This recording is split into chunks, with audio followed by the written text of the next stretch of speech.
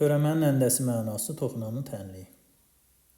Tutaq ki, düzbucaqlı koordinat sistemində y bərabər fx funksiyasının qrafiki verilib.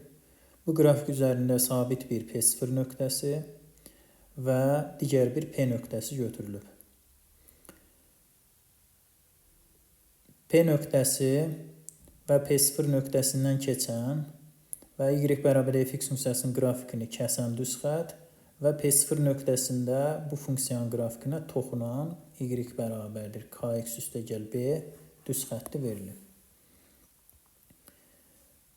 Bugün y bərabər fx funksiyasının absis x 0 olan nöqtədə törəməsi ilə y bərabər kx üstə gəl b, yəni toxunan düz xəttin bucaq əmsalı arasındakı əlaqəyə baxacaq. Yəni f'(x0) ilə k arasındakı əlaqə. Bunu əvvəlcə simulyasiya üzərində göstərəcəyəm.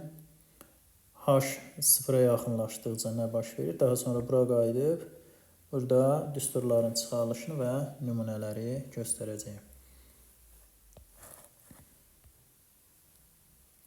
Baxın, qrafik üzərində P nöqtəsi P0 nöqtəsinə yaxınlaşdıqca bu kəsən düz xətt toxunan düz xəttin vəziyyətini alır. P0 nöqtəsindəki, baxın, bu toxunan düz xəttin vəziyyətini alır. Və P nöqtəsi P0 nöqtəsinə nə vaxt yaxınlaşır? Delta x 0-a yaxınlaşdıqca P nöqtəsi P0 nöqtəsinə yaxınlaşacaq və P0 nöqtəsində çəkilmiş toxunanın vəziyyətini alacaq. Kəsən düz xətt toxunan düz xəttin vəziyyətini alır da.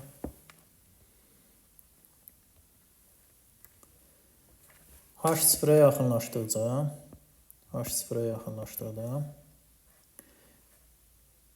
deməli P nöqtəsi yaxınlaşacaq P0 nöqtəsinə. Daha sonra y bərabərdir KHX üstünə gəlsin BH düz xətləri, kəsən düz xətləri. Onu da qeyd edeyim ki, burada bir dənə kəsən düz xət yoxdur. Burada P0 nöqtəsindən keçməklə sonsuz sayda kəsən düz xət çəkmək olar. Ancaq yeganə bir P0 nöqtəsində toxunan düz xət var. Ona görə o kəsən düz xətlərin bucaq əmsallarını H dəyişəndən asılı şəkildə yazmışam. Eyni zamanda sərbəst həddində H-dan asılı olaraq yazmışam. Çünki H dəyişdikcə P nöqtəsi P0 nöqtəsinə yaxınlaşacaq da. KH onda H 0-a yaxınlaşsa P nöqtəsi P0 nöqtəsinə yaxınlaşırsa, onda KHX üstə gəl BH düz xətləri də yaxınlaşacaq y bərabərdir KX üstünə gəlsin B düz xəttinə. Yəni kəsən düz xətt toxunan düz xəttin vəziyyətini alır. İki nöqtədən keçən düz xəttin bucaq əmsalının tapılmasını 8-ci sinifdə keçmişik də. İki nöqtədən keçən düz xəttin bucaq əmsalını tapmaq üçün həmin iki nöqtənin ordinatlarının fərqin absislərinin fərqinə bölmək lazımdır. Yəni y2 çıx y1 böl x2 çıx x1. Onda kəsən düz xətlərin bucaq əmsallarını tapsaq, eləyəcək. Baxın, qrafik üzərində P nöqtəsinin ordinatı f x0 üstə gəl h və çıxılsın P0 nöqtəsinin ordinatı isə fx0-dır. Uyğun olaraq absislərinin fərqində məxrəcə yazsaq, yəni x0 üstə gəl h-dan çıxıram x0-ı. Sadələşdirsək, nəticədə nə alırıq? Fx0 üstə gəl h çıxılsın, fx0 bölünsün h. Limit h 0-a yaxınlaşdıqda, yəni h 0-a yaxınlaşdıqca KH-ın limitin və fx0 üstə gəl h çıxılsın, fx0 bölünsün h-ın limitini tapsa bu iki ifadəni. qeyd elədik ki, limit h sıfıra yaxınlaşdıqda yazaq, limit h sıfıra yaxınlaşdıqda kh nəyə yaxınlaşırdı? K-ya yaxınlaşır. Digər tərəfdən limit h sıfıra yaxınlaşdıqca fx0 üstəgəl x çıx fx0 bölünsün h. Bu törəmənin tərifinə görə f' x0-a bərabərdir. Yəni funksiyanın x0 nöqtəsindəki törəməsinə bərabərdir. Aydındır. Onda bunu bu yuxarıdakı bərabərlikdə nəzərə alsaq, alırıq ki, elə bil yuxarıdakı bərabərliyin hər iki tərəfindən h sıfıra yaxınlaşdıqda limit alsaq, alarıq. K bərabərdir f' x0-a. Çünki bu limitə bərabər idi. Buna görə də k f' x0-a bərabərdir. Bu funksiyanın qrafikinə x0 nöqtəsində çəkilmiş toxunanın bucaq əmsalıdır. Deməli, toxunanın bucaq əmsalı nəyə bərabər oldu? Bunu bir dənə ayrıca qeyd edirik. Y bərabərdir fx funksiyasının qrafikinə. Absisi x0 olan nöqtədə çəkilmiş toxunan düz xəttin bucaq əmsalı, yəni k-sı bərabərdir f' x0-a. Buna aid bir neçə tapşırığa baxaq. Misal 1. Tutaq ki, fx bərabərdir x kvadrat parabolasına absisi 1 olan nöqtədə çəkilmiş toxunanın bucaq əmsalını tapmaq lazımdır. Əvvəlcə funksiyanın törəməsini taparıq. Bərabər olur 2x-ə. Daha sonra həmin funksiyanın törəməsində x0-ın yerinə 1 yazarıq. 1 yazsaq bərabər olur 2. Deməli, toxunan düz xəttin bucaq əmsalı 2-yə bərabərdir. Xətti funksiya, yəni y bərabərdir kx üstəgəl 5 şəklində bir funksiya. Koordinat sistemində veriləndə şəklini təsvir edeyim. Bu düz xəttin absis oxunun müsbət istiqaməti ilə əmələ gətirdiyi bucağın tangensi, yəni tangens alfa, y bərabərdir kx plus b-də. Tangens alfa nəyə bərabərdir? Tangens alfa k-ya bərabər idi. Bunu k bərabər f' x0 bərabərliyində nəzərə alsaq, alırıq ki, f' x0 k-ya bərabər idi. Digər tərəfdən də k da tangens alfa idi. Və belə bir əlaqə alarıq. Buna aid də bir misala baxaq. Misal üçün, deyək ki, fx bərabərdir x kvadrat üstünə gəlsin 4x üstünə gəlsin 6 funksiyasının qrafikinə hansı nöqtədə çəkilmiş toxunan absis oxu ilə absis oxunun müsbət istiqaməti ilə daha doğrusu 45 dərəcəli bucaq əmələ gətirir. Yəni alfa 45 dərəcədir. Hansı nöqtədə? Toxunma nöqtəsinin absisini tapaq. Koordinatlarını da tapa bilərik.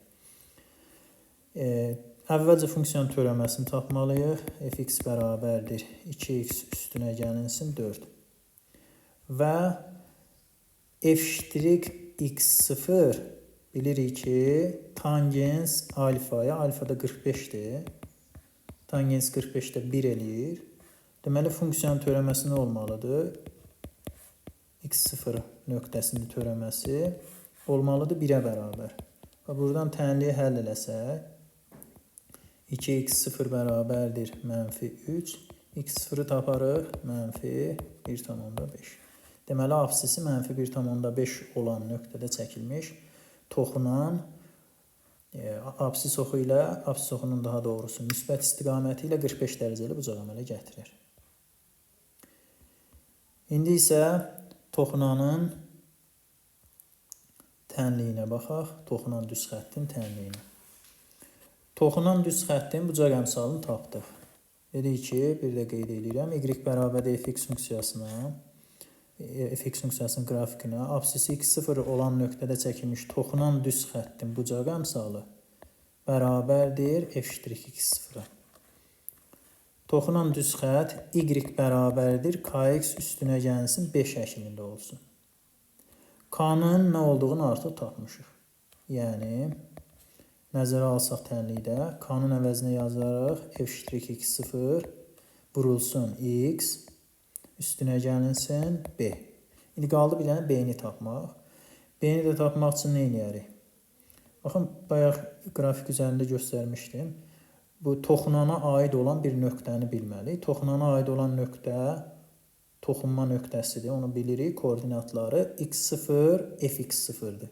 İndi bunu funksiyanın düsturunda nəzərə alsaq, yəni y-in əvəzinə fx0, x-in əvəzinə x0 yazsaq, b-ni taparıq buradan.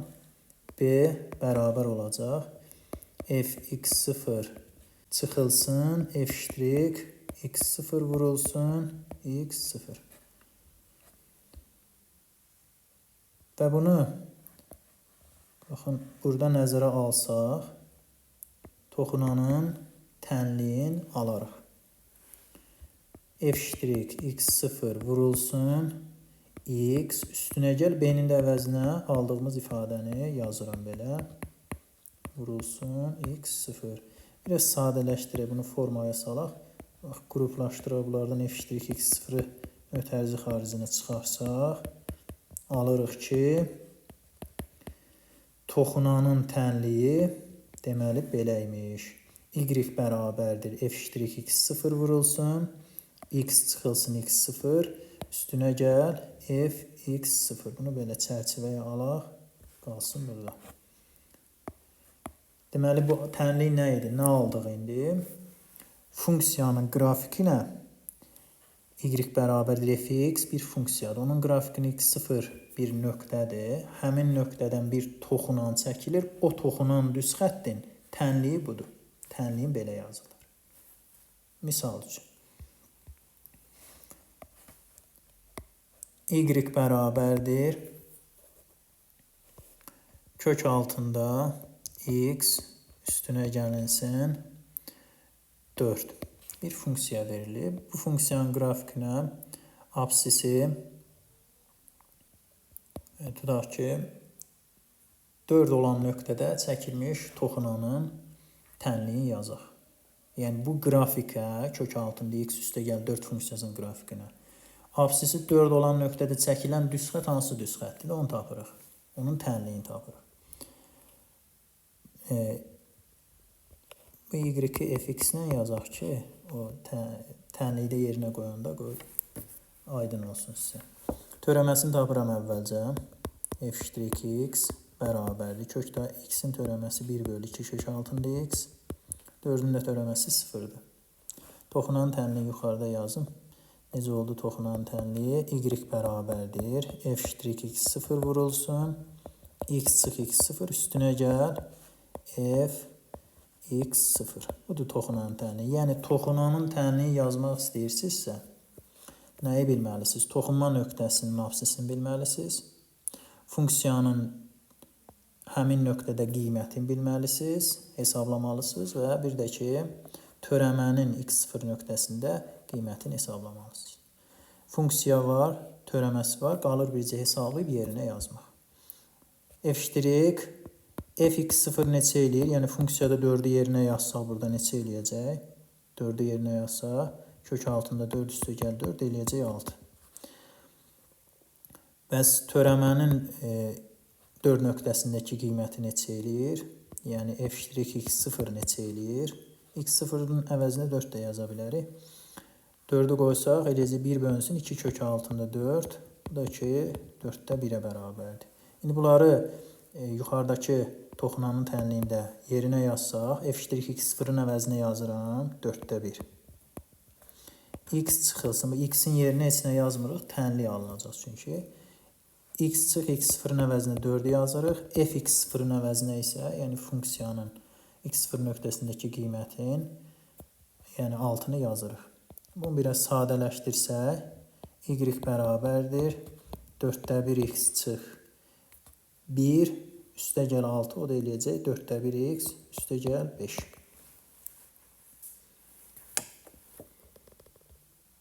Beləliklə toxunanın tənliyində aldıq. Toxunanın tənliyini yazmaq üçün bir də qeyd edirəm. Nə lazımdır bizə? 1. Funksiyanın toxunma nöqtəsindəki qiyməti, 2. Törəmənin toxunma nöqtəsindəki qiyməti və bunları götürüb tənlikdə yerinə yazırıq. Sadələşdirəndən sonra toxunanın tənliyi alınır. f(x) 0 bərabərdir tangens alfaya aid. Başqa cür məsələn suallar da düşə bilər. Məsələn deyək ki, hansı nöqtədə soruşula bilər ki, funksiyanın qrafikinə çəkilmiş toxunan absis oxuna paraleldir. Absis oxuna paralel olduğu da soruşula bilər. Absis oxuna paraleldirsə, onda deməli o absis oxu ilə ya 0 dərəcə ya da 180 dərəcəli bucaq əmələ gətirir. Bu halda tangens 180-da da 0-da da 0-a bərabərdir. Yəni desə, haçan absis oxuna paraleldir. Absis oxuna paraleldir. Deməli, tangens alfa 0 olacaq. Yəni başqa sözlə f(x) 0-ı 0-a bərabər götürəcəksiniz. Buna aid də bir misala baxaq. Misal. Tutaq ki, fx bərabərdir sinus x funksiyasının qrafikinə hansı nöqtədə çəkilmiş toxunan absis oxuna paralel olar. Əgər toxunan absis oxuna paraleldirsə, absis oxuna paralel olan düz xəttin bucaq əmsalı bilirik ki, 0-a bərabərdir. Yəni, k bərabərdir 0 və yaxud tangens alfa bərabərdir 0-da götürmək olar. Ona görə də funksiyanın törəməsini tapaq. f(x) bərabərdir kosinus x-dir və bunu 0-a bərabər götürsək, çünki törəmə 0 olmalıdır paralel olması üçün. Kosinus x 0 alır 90 dərəcədə və 100, hər 180 dərəcədən 1 0-a çevriləcək. Pi k. K daxildir tam ədədlər çoxluğuna. Deməli, fx bərabər sinus x funksiyasının qrafiki absis oxuna, qrafikinə çəkmiş toxunan absis oxuna o zaman paralel olur ki, o x bərabərdir pi bölü 2 üstünə gəlsin pi k nöqtələrindən birində çəkilsin.